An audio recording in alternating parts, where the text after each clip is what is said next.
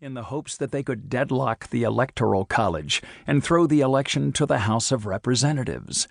Shocking even themselves, a number of these lifelong Republicans who had spent their careers battling Democrats ended up voting for someone other than their party's nominee, up to and including their former nemesis, Hillary Clinton. Even after his election, a remnant of these never-Trumpers have kept up rearguard efforts to expose the perfidy of the Trump administration and to call their former allies away from the siren song of Trumpian populism. It is hard not to look at these efforts, at least as of the spring of 2020, as having comprehensively failed. Donald Trump is as popular with Republican voters as any president in the modern era.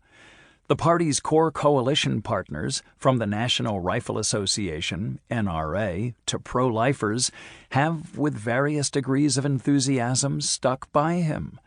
The ranks of Never Trump, meanwhile, have seen considerable attrition, with some of their foot soldiers slinking into the Trumpian fold, while others defected to the Democrats or simply resigned themselves to being politically homeless. Nevertheless, a dedicated contingent have sought to keep the candle burning, hoping for a turn of fortune. They may yet provide, like Saint Benedict in the catacombs, the foundation for an eventual return to the true church. All indications, however, point to a long struggle. Why did these men and women, who had not long ago been party stalwarts, take the historically dramatic step of actively opposing their own nominee and then continuing to hound him in office? They did so not just because they thought they were obligated to do so as individuals based on their own idiosyncratic moral conscience. They also opposed Trump so ferociously because they thought they were authorized to do so by their role in the party, and, critically for our account, by their professional vocation. Creating their own enemies list. Supporters of the president have been positively gleeful at writing obituaries for the movement. David Azarad of the Heritage Foundation wrote that Never-Trumpism is not dead, but it is on life support with no possibility of returning to the vitality it displayed in 2016. Were it not for the news media's eagerness to amplify the voices of those who hate the president, the movement would have long since been relegated to the more obscure corners of the internet. Among conservatives, Never-Trumpism is already a fringe and irrelevant movement.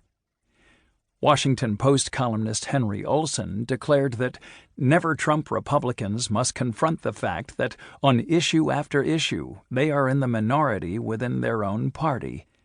Even Liz Mair, a political operative who led some of the most aggressive attacks on Trump, was ready by 2019 to throw dirt on its grave. In its most politically meaningful ways, the Never-Trump movement has disintegrated. It's now the political equivalent of a doomed exotic species, attracting a lot of stares from bystanders, but no longer playing much of a role in the actual biosphere.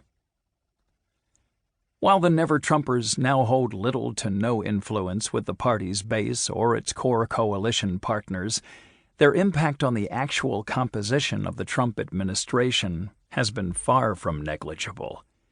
There has never been a party in the Western world that was elected and sought to govern with such a wide range of intra-party opposition. As Pat Buchanan observed after the election, the Never-Trumpers made up their own enemies list for the incoming Trump administration, a list that those in charge of political appointments paid close attention to. Trump's picks for a wide range of positions, especially in the area of foreign policy, look vastly different than they would have in any other Republican administration, in large part because so many potential office holders had declared themselves implacably opposed to Trump, both the man and, to the extent this term can be applied to Trump, his ideas. Even more profoundly, the administration found it very difficult, and in many cases impossible, to fill a wide range of positions because all of the plausible candidates for jobs that required technocratic as well as ideological credentials had signed on to Never Trump.